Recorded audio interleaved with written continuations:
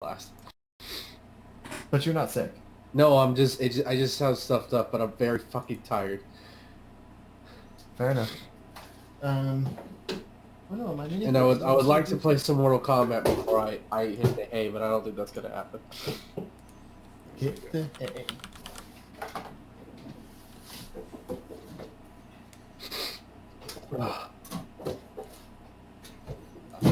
But no, anyway, so it plays kind of like a Ninja Warrior track. You know? Your level? Yeah. Where it's just like kind of separated out pieces of different new things. Yeah. After Hedgie's level, I just had to go and play like some, fun, non-challenging levels. I haven't played his yet. I'm holding off on it for a stream probably. Do you want any tips on that or no? I don't want it spoiled. Is there like trolley elements though? No, it's just hard. Okay, that's fine. 'Cause that's what I tried to do. Like, I don't want anything majorly trolly. Like everything is completable, without any cheap tricks or whatever. I've only seen 2 screens though, so. Oh, fair enough. Okay, this is frustrating. I want to get this uploaded, but it's taking forever.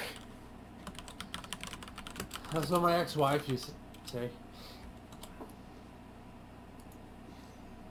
But do you want a tip porn? or not? No. No, that I took forever. Oh. That's the reason why I'm divorced. Got it. I was going with the uploaded part. No. I'm a slow lover, but not all women like that. I'm using Ocean Audio today. I'm married 5 times in the course of 7 years. Okay. I'm like Sherlock Wells. Sherlock. Sherlock. I love that character. Sherlock. Oh. Oh. Boy. Did you see a mouse or something? I survived. Oh, look, you saw a mouse.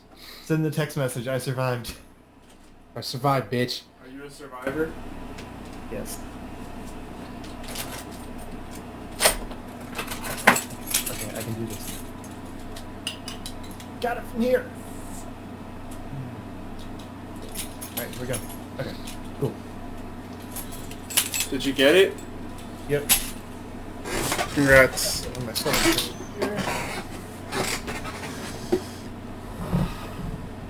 And share out the course ID. Did the Wii U have like a share function, like for Twitter and stuff? I don't think so. Because I vaguely remember. I mean, there were posts on Twitter.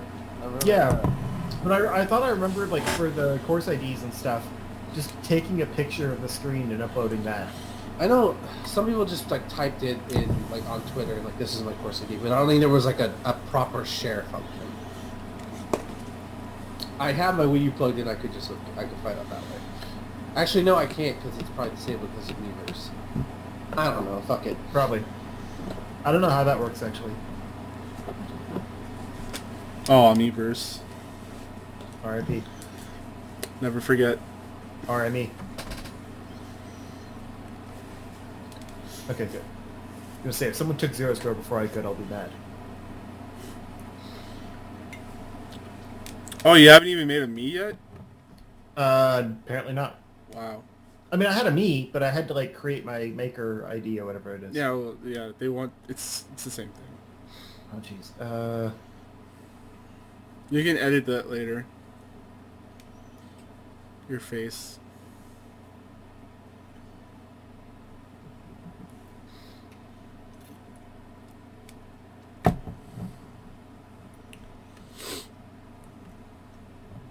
I don't know. I have to do a description. I don't remember that before. That wasn't a thing before. Okay, didn't think so. Oh, of your level? Yeah. Okay. Hey kids, you want to get angry for me for 5 minutes? Here, play this.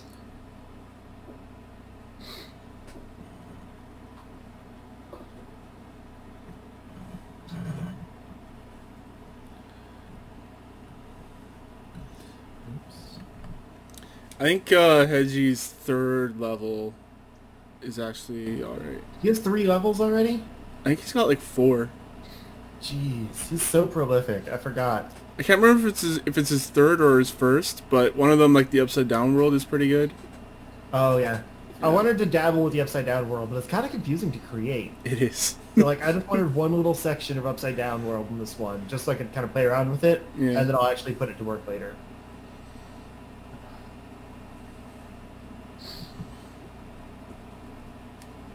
There was one level I was playing earlier today. It did the thing where, you know, it's trying to be parallel worlds. So you go into one, you solve it, you go back into the other one, you get past that part. Like it did a pretty good job at that. And using the dry bones shell to get across like a poison lake or whatever. That sounds fun. It's pretty good. Like there's actually good levels out there. It's not just like the hardest dick levels. That always comes later. Yeah.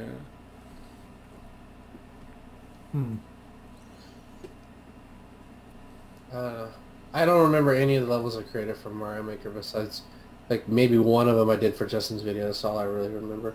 I hated creating levels in it. I hated doing it. Really? Yeah, dude. I thought I said it before. Like, I get too much fucking anxiety about, like, well, what about this? And no, I could do no, that doesn't work. I get too caught up, and I didn't want to do that again. and anytime I play a level, I just didn't have any fun because it was either too convoluted or too easy. It's just like I don't want it. I want to play a Mario game. I'll just go play a fucking Mario game. Go to my Wii U and play New Super Mario Bros. Well, U what or if you could play all the Mario games? I mean, I can. I have a lot of them. Infinite levels. Screw that. Infinite levels not made of Nintendo. Well, some of them are made of Nintendo. I don't know. I'm sorry. I'm going to stop talking about Mario. I mean, we're going to be talking about Mario Maker more. So. Well, you. Yeah, that's what I said. I'm going to stop talking about Mario Maker. I'm not saying fair. Yeah. Because I don't hate the game. It's just something I don't want to put myself through.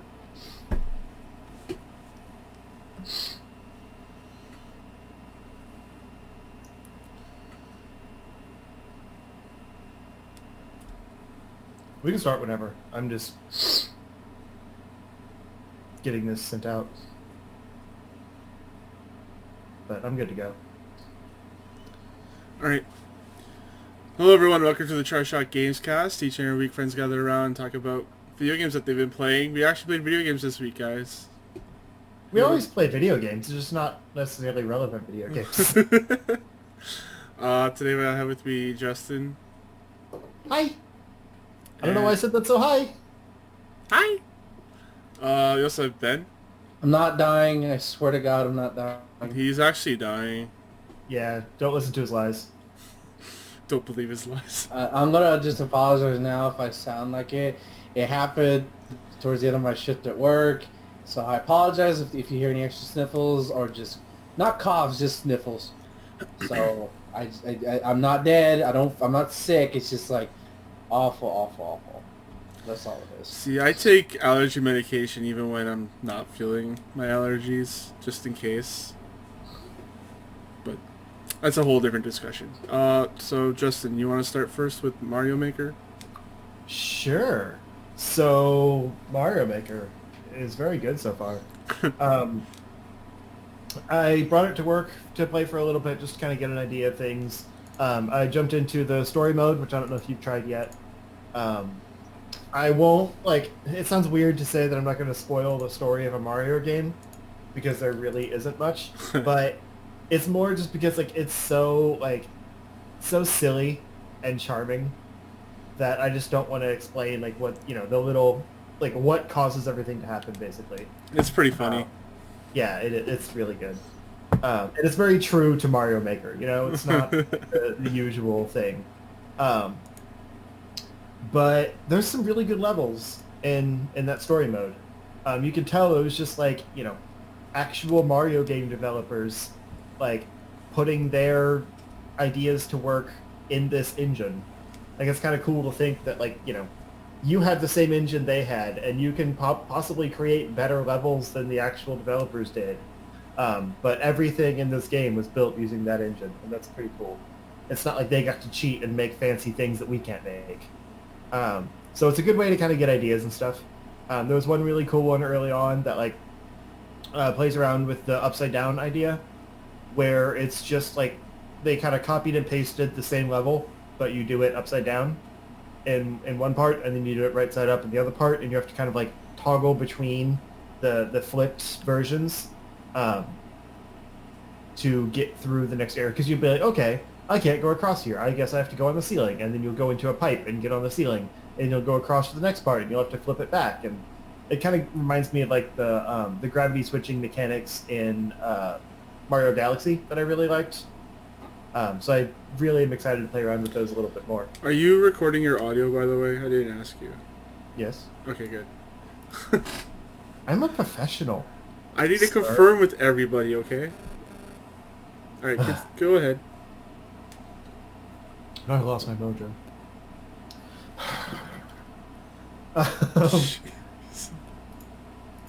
Anyway, so yeah. I don't remember a lot of the levels because it was very much like just, you know, playing 2 or 3 like on break and lunch and stuff. But I'm excited to jump into some more because it was kind of like just showing off things right now. It'll get into like the actual complicated cool ones later. But oh yeah, there was another really cool one where like you have to get at least 4 keys to get to the end. Like that's the course clear objective or whatever. But you can get more if you want to get like the better ending, quote unquote. Since the whole goal of the story mode is to get enough coins to rebuild the castle, there's a lot of like special clear conditions where it's like you might put yourself in danger, but you get coins. And there's actually incentive to get the coins now, unlike in most Mario games. So it's kind of cool the way they can like, you know, expand out the levels by like, oh, if you want to get more coins, you have to do the harder section of it. Giving kind of optional like side quests almost. And so this was a cool one where like there was multiple pipes and they each went to different puzzle rooms. And it kind of gave you a hint at what was in the puzzle room by like the stuff that was on either side of the pipe. So like one might have like the, you know, the question blocks on it, and you go up in there and like I think that one was some ghost circles going around question blocks, and you have to use there's three items in the main area, kind of like a, you know, a Zelda type thing, and you have to take whichever item you need into the puzzle to be able to complete it. So like this ghost one, you have to take the bouncy block in there. And use that to jump up like through the ghost circle and hit the box to get a key and then leave. Another one has like a bunch of mystery blocks, and you have to use a POW block in there to unveil which ones have which one has the key in it. So kind of cool little like one room puzzles like that all combined together, and you can choose which 4 to do. You can do all of them, whatever. And that unlocks a certain number of doors that get you to the exit. It's a really cool way of like, you know, putting all of these things together in a really clever way, and it's not like a normal just, you know, point A to point B level. So things like that I think are going to be really interesting to look into. I think we're going to have a lot more of the like Metroidvania style levels than we did in the first game, because there are more of those gating type things, like the color switching blocks that like make some blocks appear and some disappear. I can see those being used for like locked doors. The clear conditions are definitely going to, you know, appeal to some of those puzzle solving levels, that kind of thing. But I did jump into the course maker a little bit like after I got home because I had a little bit more time to dedicate to it, and I was just finishing up uploading my first level before we started here because I made it a little too hard. Because the way I make a level is like I start with just kind of a simple, like just lay out the level, like, you know, put all the blocks in place and kind of get like a okay, this, you know, A to B works, and then I start dropping in like the power-ups and the coins and the enemies, and then I have to kind of tweak the level as needed when like the platforming doesn't work because enemy placement like makes it unfair, that kind of thing. So I had a really cool idea to kind of show off the different mechanics in the game through just like little chunks, like MIDI chunks of obstacle courses, kind of. So it plays almost like, in the description I called it a Ninja Warrior style level, because like you start having to wall jump up a little chasm, and then you have like one new item mechanic that you have to get across, and then that transitions onto another new item mechanic you have to get through, and so on and so on. I don't want to spoil the level if anyone wants to play it, but it kind of gates itself off. So you get a little taste of each thing that gets a little bit harder with each portion of it. And it plays kind of like a Ninja Warrior where it's like, oh, he just went through the the one tunnel and now he's climbing up the net and that kind of thing, where it just naturally flows into each. It's not like an amazing, like, revolutionary style level. It's a very, A to B Mario level. But I wanted to just play around with the new mechanics, and that was kind of a fun way to do that. So I think it'll be completable. I had a hard time beating it to get it uploaded, but my problem is most of my friends are better at Mario than me. So yeah, for me to be able to beat a level means it's not actually that hard. So I got to get better at that part, like being able to beat the levels, so I can make harder ones for my friends to actually be able to beat. Because I always have a lot harder time with their levels than they have with mine, and that's not fair. But yeah, it's really fun so far, and I really enjoy a lot of the new stuff. Like I said, the one thing I want to play around more with is the different themes and the way you can kind of like manipulate those with like the night and day system. Like I said, I got to play with the upside down stuff a little bit, but that's kind of tricky to place because it looks like a normal level, and so you're dropping things in right side up, and I thought like the way you drop them is right. And so, like, when you play it, you're just going down, going up the level upside down. But it's confusing because it's not really like that. So, like, I made one room and then had to completely change it because I built it all and then went to play it, and everything was upside down from the way I built it. I didn't understand how that system works. So some of the new things are actually really tricky to get used to. Like the cranes, the little things that you can kind of swing on and then release from. Yeah, like trying to get the momentum down. Yeah. Yeah. And figuring out how far away they can be from each other and still reach. Like Yeah. that kind of thing can be really tricky. Yeah. It's really cool stuff. I'm glad they added it. But you can tell they kind of put in some more complicated things in this new one. Because it's going to be like veterans of the first one that won a new challenge. And I really want to try out the 3D world stuff too. I played a few of those levels in the story mode, and they seemed awesome. So I want to try something with like the car that's in that mode. I think that's going to be really interesting. Kind of like a Mario Kart type, side-scrolling level is on the agenda. Yeah. Anyway, Mario Maker is great. I'm so happy I have it back. I haven't been able to think about anything else all week. It's been a very long week waiting for it. Aside from that, I haven't played too much of note. Just kind of still going through a bunch of PS1 games. Some of the ones that are on my list, like childhood games, have not aged well. It's kind of upsetting. Like, I still enjoy playing them, but I can see that, that they're pretty weak. Like, without spoiling anything of what I'm going to say in the video, Twisted Metal 4 is much better than the first two, but it's still not a very good game. And that's very upsetting to me. You have to think back and wonder if Twisted Metal was ever good. I'm not sure it was. It's like the controls are way better because the first two, you have to hold up on the D-pad to move, like to accelerate. Mm-hmm. And you hold back to reverse. So you're trying to like hold up and the direction you're turning, and it's like tank controls in a car, and it's really weird. This one, at least you hold A to drive, and like square or something to reverse. And they mapped everything, like your attacks and stuff, to the shoulder buttons, which makes way more sense.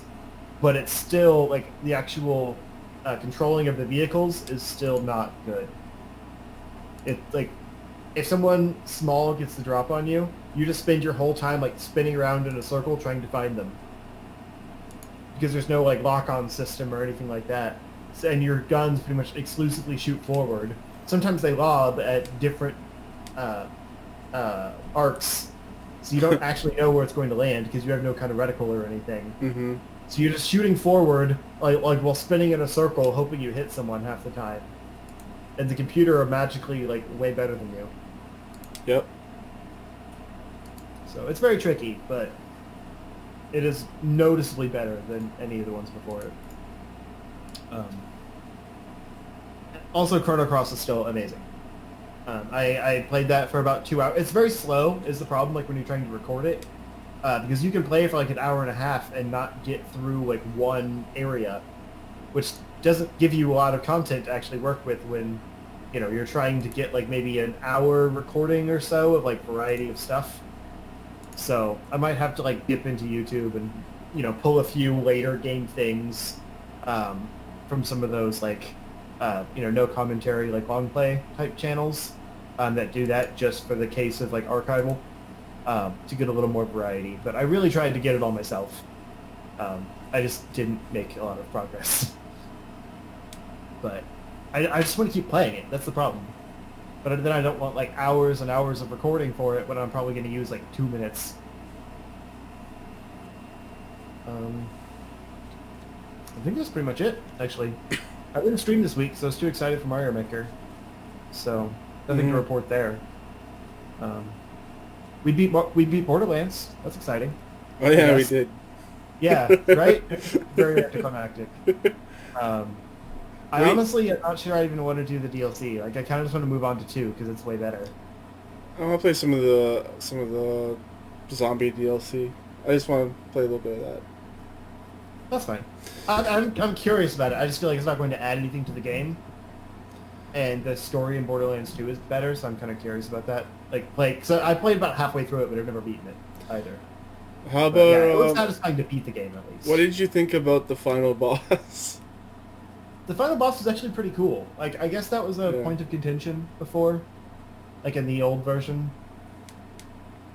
I don't know. Like, people said that it was very, like, repetitive and just like a bullet sponge, which it still kind of was. But I liked its design. It kind of gave me Metroid Prime vibes. Yeah. And I ran out of ammo, which kind of sucked. But it at least got it. Like, it prevented me from using the one pistol I used for literally the entire game. I had to use other stuff. So that's kind of fun. I can't believe I beat the game with that level 8 pistol. That's absurd. That's ridiculous. Yeah. But yeah, it was fun to beat. I guess I expected a little bit more from the end. Mm-hmm. Yep. So Ben, what have you been up to? Well, I played Bloodstained Ritual tonight, the Switch version, just to preference it, because that's the version that kind of is getting cooked online. Mm-hmm. I can't compare it to the PS4 version because I have done the smart thing and chose not to look at anything regarding the PS4 version, so I don't feel salty about what I got. That being said, it's not the greatest looking game. No, it's not. That's for sure. But what it lacks in graphical fidelity, it makes up in personality, especially when you get into the castle. With the plagues of stained glass, the monsters, the music. Oh my god, the music is so fucking great. Even Miriam's design, like everything, the aesthetic is winning me over for its lack of good textures and constant chugging 30 FPS. I don't even think it's 30 FPS. No. I've been playing it on PC, and even there, it's like really rough. Yeah, it's not an optimized game. It seems like that's why I'm gonna wait and see if they get some patches. Well, I mean, it's getting 8s everywhere, so I've heard only time I heard anything about it was the Switch version. So far it's pretty good so far. Definitely is getting those Metroidvania feelings in. The castle's really nice and huge. I don't like the mini map or the map, because every time you go to it, it does a whole shot of the map instead of zeroing in where you're at. Yeah. I think Castlevania did that, but the map wasn't nearly as huge, so it wasn't a problem. I hope in the update they add icons, like keys, to where things are, because in the castle, this is like spoilers, I guess, so I'm sorry.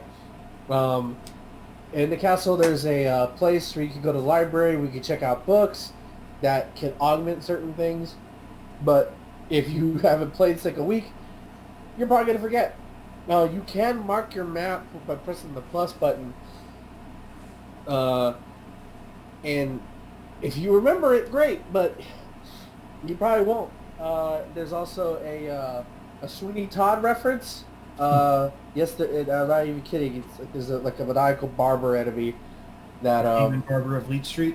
Yeah, and he's like, my name is Todd. I'm like, oh, it's a fucking Sweeney Todd reference. Okay, which and you can customize Myriad. You can give her different haircuts. You can customize her armor. You can unlock different hairstyles for her. You can make it look completely different. Currently, I have her look like Cammy from Street Fighter 2 because she's wearing green and red with like a long pigtail. Singular pigtail, not, I guess it's not ponytail that's braided. She has, and you can customize her headwear. Like, I like that the certain things you get are reflected visually on the character, so that's nice. Some things always don't work because they overlap each other. Did you find the 8-bit coin? I found the 8-bit coin, yeah. Yeah, it's pretty cool. What did you right get there? with it? I mean, not hard to find. You just gotta use your fucking brain. There's probably more than one. I don't see why there would be more than one. I don't know, but I mean, like when I saw Thomas get it, like the shop had like one of, like, what or, well, it had like ×1, implying that you could have more than one. I figured you'd only get one because the weapons that you get are pretty overpowered. yeah, yeah. The weapons are. I like the weapon variety in it too. I like the guns are OP as fuck.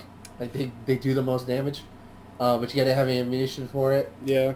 No, I'm liking it so far. I'm not in love with it yet. Yeah. I'm not in love with it like some people are, but I'm enjoying my time. You know, and I'm glad I bought the Switch version because I get to play it lying on my bed. That's the best part of it. I got the double jump, which kind of feels weak. Like I don't get that oomph that I do with a lot of other double jumps, from animation wise or how it feels. There is a button lag issue. I won't deny that. That's a bad problem. So in consensus, I would say wait. I mean, Amazon knocked the price down from like $40 to like $35. So it's probably gonna go down again at some point. And they're gonna fix it. So might as well wait for a sale and then get it. I'll pick it up for like 20. That seems fair. Yeah, it's just weird. I mean, this game's been in development since 2015, and it's like it's kind of weird. Mm-hmm. I don't know. Yeah, not bad. Music is godlike. Music is the best. Is one of those places. From what I've played, like the stuff that's holding it back is the presentation for me, at least. Like I don't really care for the art style. Textures look like crap. The voice acting is really bad. The writing is really bad. But like the actual gameplay of itself is pretty good. The one thing that annoys me, and I know I'm gonna get some hate for this, but fuck it, like I didn't know David Hayter was in the game. That's okay, so when I got to that boss, the one that killed me, Justin, mm-hmm. I said that's David Hayter, right? Yeah. And yeah, like it was really easy to pinpoint his name, and I was like, oh, that's pretty cool. Well, he's also the narrator too. That's how I was like, oh, David Hayter's in this game. He's the narrator, and I'm like, and then he shows up. He's Zagetsu, by the way. He's a playable character from the Ape Escape that came out last year, and he's like a samurai dude. And I'm like, and I'm David Hayter is Solid Snake is one of the great characters of all time. Don't say anything bad about David Hayter. He's a really nice man. I'm not saying this is nothing against David Hayter himself. Okay, it kind of is, but I'm like, is that the only voice you can do, man? Like, even Steve Blum changes it up every now and then. Leave him alone. Leave him alone. No, I'm not, and I think they made him do. I don't think it's him. I think they made him do the Snake voice because this entire game is a fuck Konami game. That's what it is. Because Konami famously said nobody wants to play these kind of games anymore. So I'm just like, man, you couldn't do something else. You're still the same gruff. I mean, it works for Zangetsu and who he is. It works. It's just like, it's like with Nolan North. I'm like, you're obviously super talented. Can you try? Is it like, can you? You just have no. I mean, like he clearly has range to be able to do that kind of gruffness. Yeah, no, no, it's just weird. I don't think it's him. I think it's the coming from higher up. They're like, we want you to do this all snake voice because we know you were fired from Konami. By Kojima, funny enough. So yeah, it's just weird. It's just weird. But I don't mind the voice. I think. Then why are you being a David hater? I'm not. Oh, you know, I'm already it's pretty sick. good. I don't have to do this. I don't have to do this. Game's fine. David Hayter is fine. Everything is fine. I just personally felt like, man, really? Okay, I guess. I mean, Steve Blum can do it. Nolan North can do it. I guess David Hayter can do it. David Hayter's the best thing in that game so far. No, I like Marion's voice. He killed you, so. Yeah, but it's okay if David Hayter kills. He's a pretty tough first boss fight. Like, he's no joke. Like, I mean, like, after a while, it's like it played like a fighting game where you had to read everything and understand his movements. But I mean, you know, it is what it is. You mean like boss fights in general? Well, I mean, like just the way his movement pattern was, you know, more so than others. It definitely felt like a better boss fight than most Symphony of the Night bosses felt like. Because those boss fights are not good. Well, especially KO enemies. I do like the one of the first things when you're in the cathedral. There's I do like the shard system. The shard system's pretty cool. So basically, Miriam is for all intents and purposes a blue mage, just to keep it like RPG-esque, where she can absorb shards. So like everybody's seen her design, she kind of has crystals on her body, and she can absorb shards to get demons' powers, and they range from like being able to do fire attacks, lightning attacks, to summoning said demons to fight for her, to having familiars behind it. In fact, one of the first ones you could get is like the sword that follows you around, which is one of the more iconic weapons from Symphony of the Night. So, Slice! Yeah, so it's pretty cool. Like, the shard system itself is really, really sick. You can sell the shards. They keep warning you about, well, if you have too many shards, something bad's going to happen. And I want to test that. I don't know if that's a story thing. Yeah. Or if that's like a, you know, just like, sell your fucking shards for money, idiot. They say that like you get poisoned or something if you have too many. Yeah, so far I haven't had that happen. Yeah. So we'll see. Yeah, but I'm enjoying it overall. Not a bad start. So moving on from that, Azure Striker Gunvolt 2 is really fun. I really enjoy it. Boss fights are better. There's some. I didn't talk about this last time because I didn't run into it, but it's mostly in COVID's gameplay. There are serious bad issues of slowdown. So it only happens when, similar to Gunvolt, where you have to tap down on the D-pad to recharge his bullets. If you do it from high for some reason, and like there's like a boss fight or an enemy around you, the slowdown, like the frame rate just crashes to single digits. It's ridiculous. Right, and like with COVID, it's gonna happen quite a bit because more than likely you're like me, you're dashing in midair because that shit feels good. And when you reload, you crash down. It's awesome, but it kills the frame rate for some reason. But other than that, it's so good. I don't care about the story. The gameplay is nice. I don't mind replaying the stages to do the other objectives. I wish they still stacked, but I can't control that because they're not super long. They're short enough to where I don't feel I could beat them in like 10 minutes, and it's not an issue. It doesn't waste too much time. Go play that game. Go buy the Gunvolt pack, the Striker pack, just for 2. Fuck 1. Don't play 1. Actually, play 1. It's all right. It's not bad, but to get the true ending is so convoluted, is bullshit, and it's not even worth it. Especially how the second game just kind of doesn't even talk about it. Like, yeah, we don't talk about that. I also played Mortal Kombat 11 again, but not single player. So last week we talked about the introduction of the Combat League, which is the 4-week season thing. I won't go over it again. So after we recorded last week, I was like, well, let's just go try it. Let's see how it goes, right? And so I decided at first I picked Katana, and that didn't go well. That didn't go well at all. I hadn't practiced in a while, so I said, okay, if I'm gonna play this, I'm gonna play this somewhat seriously. Let me pick a character, one character for this entire season, and stick with it. So I picked the easiest one to pick up, Sub-Zero. Seriously, Sub-Zero is a pretty good starter character if you're curious about maining Mortal Kombat pretty hard. And like surprisingly, in the first 3 days, like I got 2 separate days, 2 6-game winning streaks, and that's winning a best of 3. So that's pretty fun. There's a weird glitch in the Switch version, so where for some reason the game doesn't recognize when you change your outfit for some reason, and I don't know why, and it irks me. And a couple of times I'll lose a match because I'm like, but I don't want to wear this costume, Dad. Throws the controller down. But so far I've achieved nearly every single seasonal reward. Like you'll have a daily challenge. Like so far this season, every day it's been play 5 sets a day, and that's all I've been doing. Just play my 5 sets, turn off the game. 5 sets, turn off the game, and you get like time crystals. And then you'll have the season challenges, which range this season it's like get 10 crushing blows or fatal blows, I think.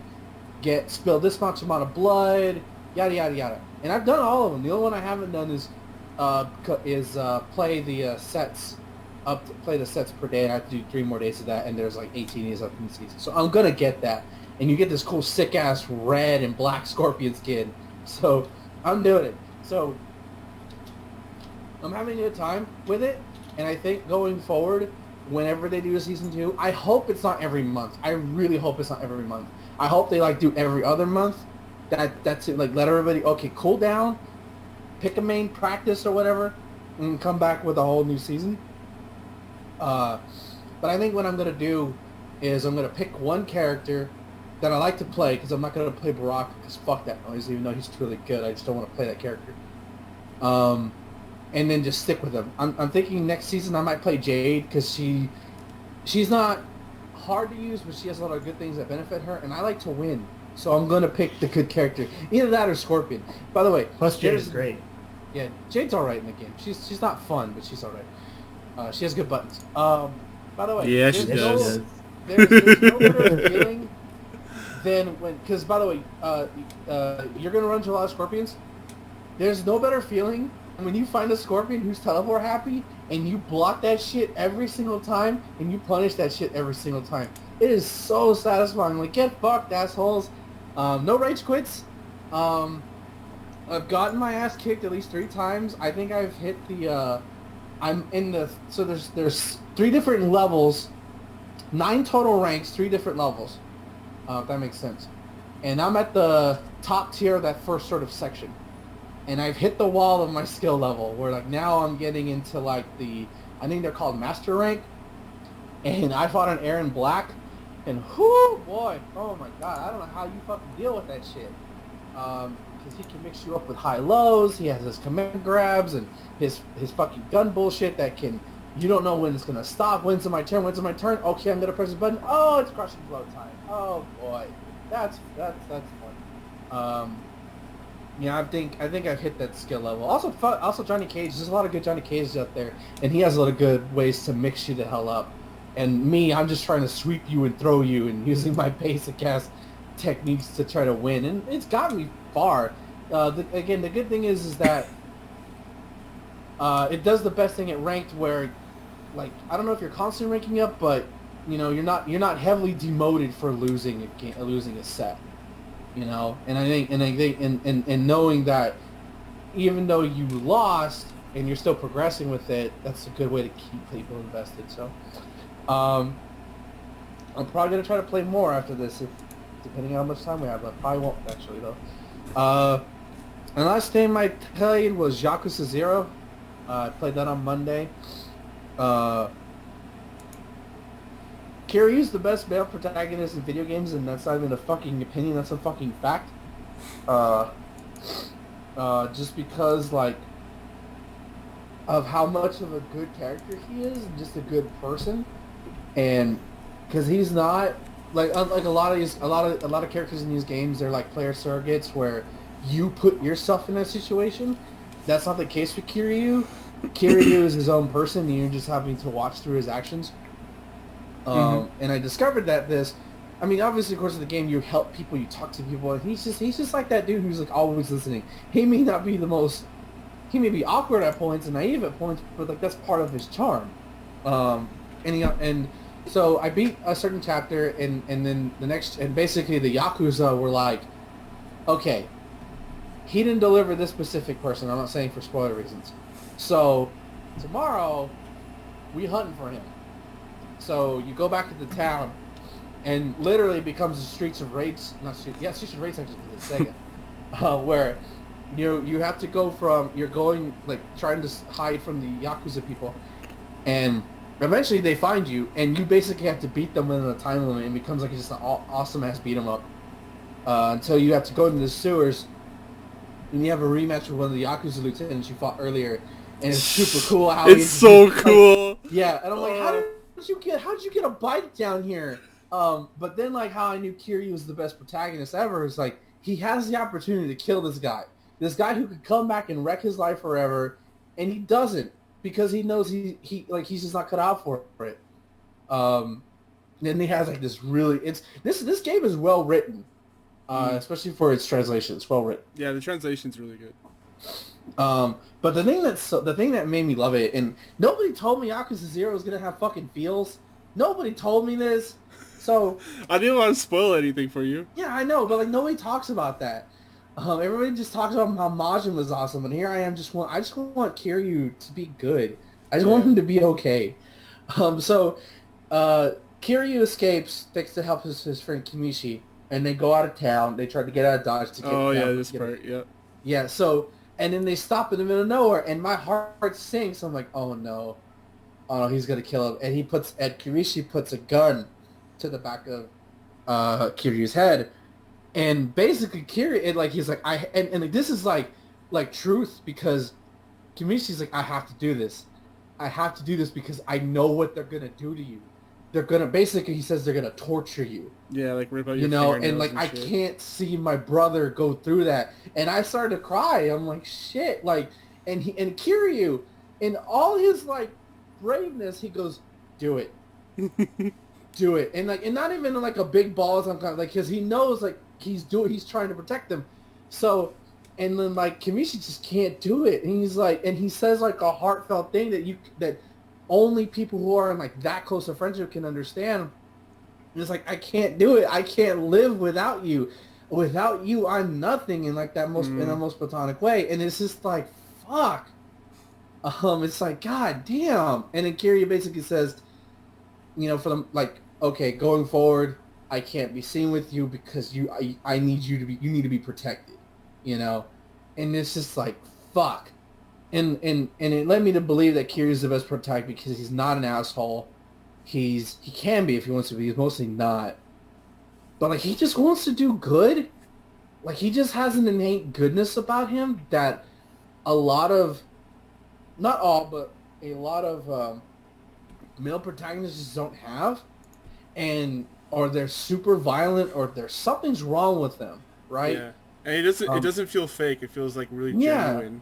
And it's nice to play a character like that, like, and it's and like, well, and it makes me care about them more, like that. And I hear everybody talk about how, I always heard everybody talk about how Kiryu, how awesome he was because of the zaniness and that, but like this is, to me, like this stuff I saw right here, that's what makes Kiryu amazing.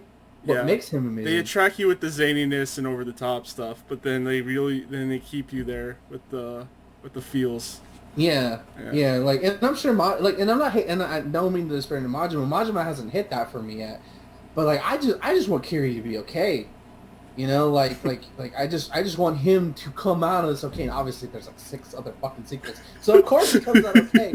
But that's how the fantasy works, when you're that invested in the character and you want them to be all right, and you care about a character. Like seriously, if play Yakuza 0, because you're gonna see at least one half a very good, well written, well translated male character who is just, he's not pure, but he does his best, and that's all anybody can ask for. Mm-hmm. And he kicks a lot of ass too. Yeah, and I think Zero might be like the high point actually for this series. Really? I think so. I wish you didn't tell me that, but okay. I think it is. I know some people really like 2. I haven't played a lot of 2. So you're saying is don't play 1, just stop here. Okay, good. I like 1, but it's, you know, I'm just saying 0 is the high, like in a very good series, 0 is the high point. That's kind of. This didn't come out. Did it come out first? No, this came out like 2 years ago, 3 years ago. Oh, okay, so it's okay. That would make sense. I'm like, that's wow. It's peaked at its first game. That's weird.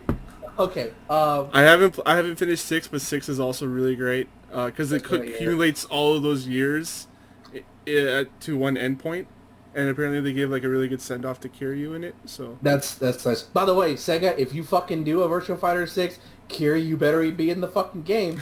I'm just like. He's not in Tekken, so I... Considering how many times they put Virtua Fighter in the Yakuza series, they really should. Yeah, he needs to be a fucking character. But yeah, that's all I've been playing. Seriously, fucking Yakuza is amazing. I wish I had more time to play it, but it's just such a time sink to get invested in. I can't do that all the time. Mm-hmm. But when I do, fuck, man, it rocks my world. Yakuza 0, baby. Yeah. That's enough for me. I'm going to shut up now. It's great. So yeah, pretty much just been playing Bloodstained Ritual of the Night. That's one. We already talked about that. I'll just share a couple other levels that I played in Mario Maker 2. So still in Justin before the show. This is probably in the podcast. I don't know. We'll find out. I'm the contract. Yeah, exactly. But yeah, there's a level where you have to play as Green Mario. I know it sounds weird, but apparently it's like based off like some kind of Game Boy thing. Like the title of the level was Game Boy something, and it showed like a picture of a Game Boy. But his fireballs are kind of act like pinballs, and they kind of like bounce around like instead of a fireball you shoot it once, it bounces a couple times and disappears. This kind of stays. And so there's like a few places where you have to shoot a fireball pretty accurately in order to trigger something, like shoot it to hit a P-switch or shoot it to like hit a bomb and activate it, and then you can go through. So there's like really fun stuff like that, and I'm really looking forward to like levels that are like fun and puzzly that are not a pain in the ass and make you want to kill yourself. I think the first level I played that was someone else's was Hedgie's, and it's so hard. I don't know how you guys can do it. It's ridiculous. Sounds like a Hedgie level. Mm-hmm. A couple of his levels though aren't that hard. They're like fairly short. Just wait. Easy. Yeah, I know. There was another really cool one that just like had the theme of slopes. So there was like a lot of slopes and stuff, but it felt like you were climbing a mountain, which is pretty cool. Yeah, I'm looking forward to playing more levels. Like some people have come up with some great stuff.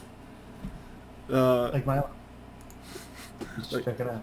Yeah, all right. I'll check it out after the show, maybe tonight or tomorrow.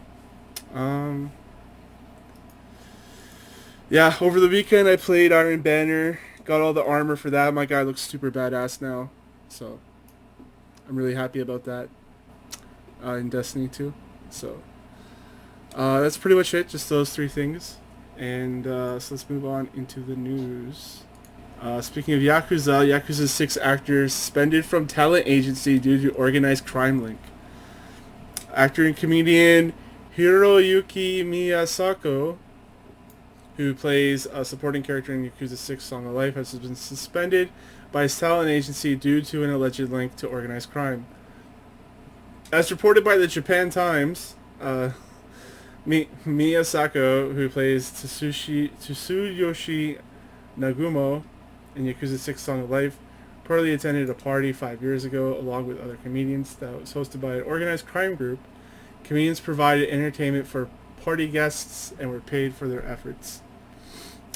It is that payment that has caused Mia, Sako, and 10 other actors to be suspended by the agency. Paid dirty money. So I guess if they didn't take the money, then they would have been fine.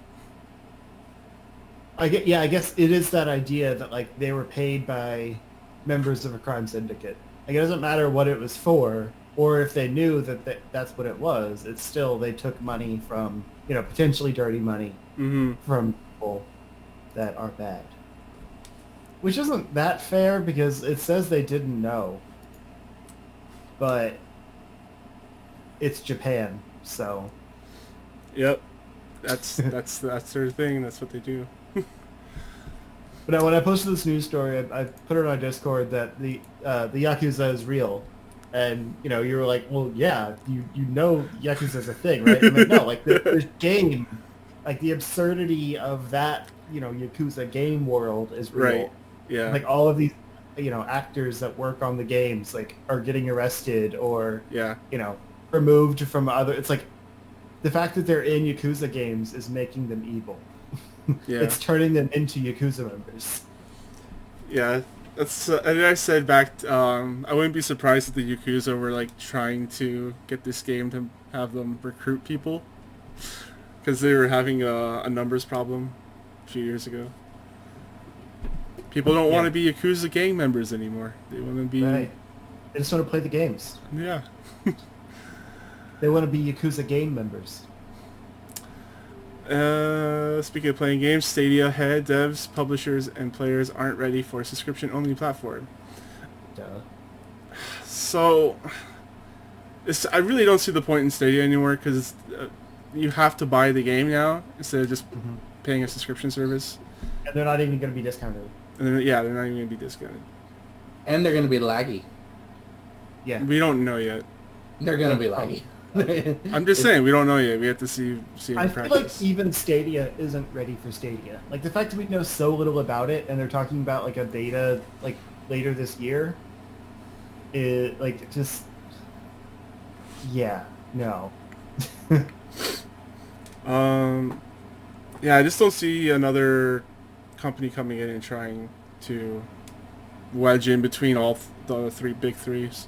Yeah, I mean, I just don't think the American, I can't speak for Canadia's internet infrastructure, but I just don't think the American infrastructure, a majority of it, couldn't handle it. And, no, this is for the coastal elite. Yeah, which, which is fine. Fuck Silicon Valley. There will be an audience, but will there be enough of an audience to please Google? No, or for because the game developers wouldn't be making anything for it. It's just like, or would they license it out for it? Is that worth the time? So then people could potentially negatively review the game because of how Stadia functions. We don't know, but to me, that description of you will have to pay full price for games, that's dead on arrival. Like it's done. Yeah, apparently Basically. it's supposed to have subscription services from Uplay, so maybe. Even then, there's also still Microsoft's Project xCloud. Yeah. Which, if they can combine that with Game Pass, that's gonna win. It's a game changer. Right. Like even if it's like a separate payment, paying like $15 a month for Game Pass Ultimate, and then let's say $10 a month for xCloud, you would have every game on the Xbox library anywhere you go for $25 a month. That would find an audience. Yeah. Yeah. I was talking with one of the people that was a friend of the show. He wants a Razer phone, and I was just telling him about them. I was using them at CES earlier this year, and they're pretty good. Like I was playing PUBG on it. It looked really good screen. So, PUBG looking good. That's funny. Yeah. Fuck off, Ben. Probably just how the game looks otherwise. No, but he left it there. It's just I had to. But yeah, like the Razer, like I was actually thinking of getting a Razer phone myself after playing with it, because it's just like I kind of want that high quality content on the go. Do Pixel 3, it's better. How? Yeah, but Razer is the phone for gamers, man. Yeah, man. Is it? I want to be a Razer exclusive. Get the No. the Asus ROG Strix phone. Buy That's the a phone for gamers. Xbox phone. Buy that. That's not a thing. I just made that up. No. But there is actually an Asus like gaming phone. Okay. Just saying. But no, Google the Pixel 3 is going to have Stadia support at launch, so there's that. Like I said, I would try it for free. Like the Pro one is the one coming this fall, but next year they're going to launch a free version that runs at 1080p still. So like I could play Destiny 2 cross save on my phone because it's free. Oh, that sounds so good. Right? That's fine.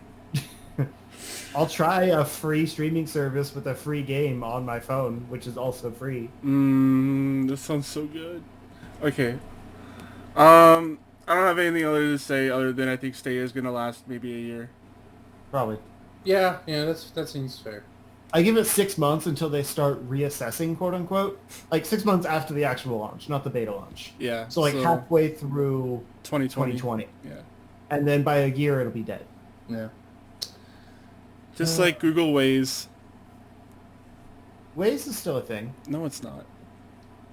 Yeah. Wait, are we thinking of different things? Like I think I might be thinking of Buzz or some stupid Twitter thing they came up with. Yeah, Waze is like an alternative to Google Maps. Yeah, okay. I was thinking It gives of like Buzz. traffic information and stuff. Yeah, I was thinking of something else.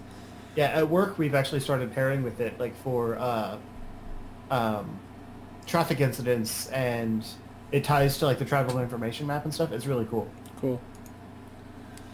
Alright. So something that's actually coming out, Final Fantasy VII, Final Fantasy live action TV series. I don't know where I was going with this. I just see a picture of Cloud with a sword and I just get distracted. Because that gets clicks. Epic Why they storytelling. put Cloud on here? Okay, I gotta pee really badly, so I'm gonna let you Okay. take over this. Yeah, sure. They put Cloud on here because it's like a separate, like related story about the Final Fantasy VII remake. Okay.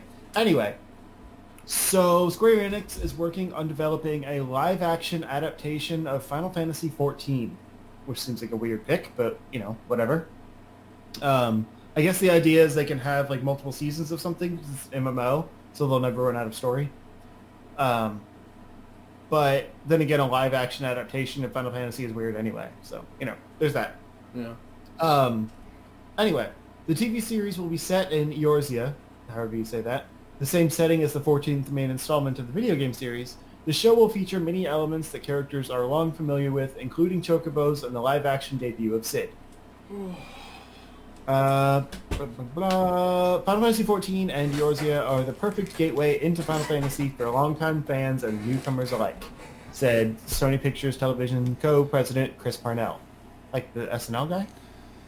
This show is about embracing and embodying all of the elements that have made the mythos such an endlessly captivating phenomenon, and it's an immense honor to be bringing all of Eorzea's iconic characters, settings, and concepts, including fan favorites like Sid and of course the Chocobos, to life for a television audience. They are really pushing Sid and Chocobos. It will be produced by people I've never heard of, Ben Lustig and Jake Thornton, as well as Jason F. Brown, Sean Daniel, name I don't know how to say. Blah blah blah. A lot of unnecessary stuff. It will be going on. It doesn't say. They probably got to make something first. Well, usually a studio will buy will buy a property and then make the thing. So that's weird that they would make it and then sell it, I guess. But let's be honest, it'll probably go to streaming. Probably. I would rather they adapt like Final Fantasy or one of the classic Final Fantasy games, like in a I guess anime, because that would make more sense, or a cartoon style. Like, can you imagine Final Fantasy VI anime or cartoon, but with Castlevania's art direction? That'd be awesome. That'd be sick, right? Especially with like Kefka's maniacalness. Yeah, I think a live action adaptation would be better with like the more steampunky style. Yeah. Like 7 or 8. Honestly, 8 would be a pretty cheap TV show. You Because could it's do mostly 8. realistic. Yeah. Because With like some fantasy elements. yeah. Because if you try to do it in even the first 6, even though they're relatively like limited in terms of the graphic scale, their implications are so much larger than what their budgets, than what visually it could be portrayed. So you're kind of it would look really cheap to like do the armor and stuff like that with a TV budget. Right. I don't know. But 8, honestly, I think 8 would make a really good show. Like, it would have an endpoint, for sure. And it gets weird. They would have to kind of, like, tweak some things for TV. Although I'd love to see them still go to the moon and stuff. But I think that's the story that would make the most sense as a TV show, because it is kind of that, like, you know, young adult, like, sci-fi fantasy, kind of heightened reality type thing that is really popular right now. It would be like kind of a Hunger Games type, you know? Where, like, there's fantasy elements, but it's the real world. They could do 10. Or would that be too big of a butt? That'd be too big. 10, yeah, that has like too many of the big monsters and stuff. Yeah. Because the Guardian Forces are like a part of 8, but you could leave them out for the most part. And just have them be kind of like a feature every now and then. But in 10, like the story is about the Aeons. So that'd be still a pretty large CG budget. But I don't know. Like, I'm not excited about a live-action adaptation of 14. Like I said, if they're going to do live-action, it needs to be something kind of realistic. Like, have an excuse to have actual people do it. 14 is mostly, like, fantasy creatures. And I hate when, like, everything in a show looks humanoid. Like, Legends of Tomorrow was really bad at that. The way, like, every monster was like, you know, humanoid with makeup for the most part. It kind of wears on me after a while. So like, unless they're just having mostly humans with like a few Liliths or whatever they're called, like the little guys, and like Moogles and stuff thrown in. I do really want to see a live action Moogle though. It'd be CG, but still, I want to see it interacting with people. And he said that as he touched the monkey's paw. No, don't ruin them. I love my Boogles. It's gonna happen. Look what happened to Sonic. It'll probably happen. They're fixing Sonic though, so. Okay, sure they are, sure. And this is actually Sony Pictures making it, so I have a little more faith. I guess. I don't know. We'll see if it actually happens though. Yeah. Yeah, the fact that there's no like distribution plan or anything yet makes me wonder. It could be part of that Sony streaming service plan that we talked about a while ago. It could be part of that. Even though it's technically not first party Sony, it could be a partnership thing. Maybe. I doubt it. Probably. But yeah, no, seriously. Square Enix, get on with the guy who did the Castlevania anime and fucking do Final Fantasy VI as like a episodic, short cartoon series. That'd be so Yeah, animated, I think 6 would be the best choice. Live action, 8 is the best choice. So, make it happen. Make both of them happen. Mm-hmm. You back? Did we vamp enough? Yep. Cool. Next in the story, PUBG Corp names Glen Schofield as head of new studio. New studio is called Striking Distance, and they're going to be working on original narrative experience within the PUBG universe. I'm sorry. Yeah. That was kind of my reaction, honestly. Oh wait, you're serious. Let me Yeah. laugh even harder. Oh my god. Holy shit. That's funny. It's That's pretty funny. hilarious that they're making like a narrative thing for PUBG. Oh my god. I mean, some talented writer could probably do something about like the mentality of stress of being in the 1 versus 100 match. You could do it. It's just funny to me. I'm sorry. Yeah, you could do something with like Russian like military stuff, because there's a lot of like Russian bases and stuff in that game. Yeah. I think the idea is to like explore why everything is desolated and stuff, like kind of the time before PUBG the Battle Royale stuff happened. Yes, PUBG lore. Yes. Oh my god. Yeah. PUBG, PUBG Lord YouTube channels are gonna pop up like WoW Glue. Oh my god. It's gonna be so good. I'm sorry. This is ridiculous. Who wrote that? What PR person said we need to do this? I'm sorry. I'm sorry. The ones that realized they're losing like crazy to Fortnite. Oh. Like, we gotta do something else. Yeah, make their fucking game free to play. There you go. That's how you compete. There you go. They can't do that now. It's been too long. True. Maybe make your graphics look a little better. So It does look infinitely better than it did before. Did it? Okay. Yeah, they've been showing, like, because every new map and everything that's come out, like, since the first one, has been graphically improved. And so now they're actually going back to the first map and drastically overhauling it to look like the others. Okay, I'm sorry. So in case you guys don't know who Glen Schofield is, he's worked on Dead Space franchise and Call of Duty franchise. So you're gonna get like a really good presentation from this. That's funny. But a fairly generic story. I don't know. Dead Space isn't that generic. Well, to PUBG, but because at least Dead Space had a good foundation to it that you could spin off to. They actually had some good comics and good animated, not good, but interesting animated movies about it. I'm sorry. You gotta start somewhere. Sure. You laugh at PUBG now, but it could become a, Like, you know... you laugh at this now, but maybe they have like a good idea about doing this. Look at Titanfall and then Titanfall 2. No, definitely, yeah. But Titanfall didn't have a story. It was just a multiplayer online shooter. Titanfall 2, amazing. Yeah, but that had mechs in it. You could build... That's something a little bit more where you could create that lore. I mean, you could do a PUBG. I'm saying you can't do it. It's just going to be super fucking hard to do it. Where it doesn't come off as generic military shooter thing. And they're probably going to use the same jank engine is the problem. Yeah. I'm looking forward to it. It's a challenge. So I'm curious. I'll eat my crow if it happens. But my God. That's... I mean, hey, they made a Minecraft story mode, so whatever. Yeah, they did. Bandai Namco announced the 3v3 One Punch Man game. One Punch! All I saw were, like, tweets about, okay, we need to teach y'all about balance. Because, like, literally the whole gimmick of the show is that Saitama literally beats everybody in one punch. Right. I don't know how you can make a game about that. Yeah, like, I can see everyone else... His punch. I can see everyone else fighting, like, in a fighting game, but not Saitama.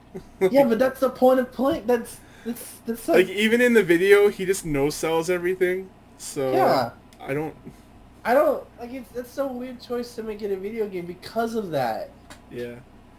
I like that Moomin Rider is in it. The bike guy? The guy with the bike? I only saw a few episodes and I got tired of the gimmick very fast. Oh my god, it's such a good show. I'm sure it is, I just got tired of it. Okay. So yeah, this is coming out. Yeah. It's gonna be probably another arena like Naruto and the Xenoverse Dragon Ball games are, which is fine. I mean, it's similar to Jump Force. Yeah. But, like, we're gonna make a One Punch Man game. So, if it's 3v3, does everyone have to be a different character? Can there just be, like, 6 Saitamas just trying to one-punch each other? Usually they lock you out, yeah. That'd be hilarious, though. I don't know nothing about One Punch, but just you saying that is like, I kind of want to see that happen. One Punch! What happens if One Punch Man punches One Punch Man? Then why play as anybody else? EA executives give up their 2019 performance bonuses.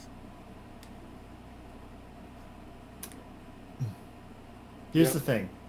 This should be respectable in the same way that, like, you know, when Iwata gave up, like, half his salary for when the Wii U, I think, was doing poorly. Yeah.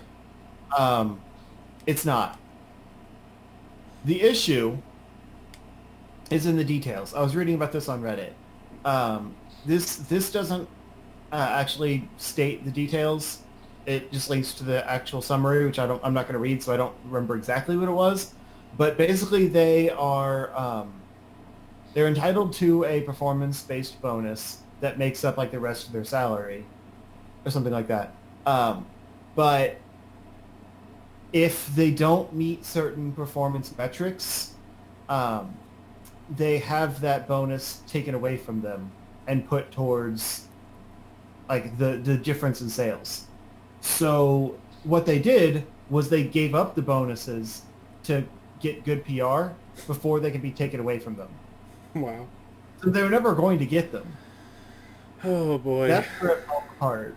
Like the actual like report there focuses on that a little bit more. But this article doesn't, so I don't remember the exact wording. But yeah, that's kind of what it falls down to. It makes them look good, but it's not actually noble. Right.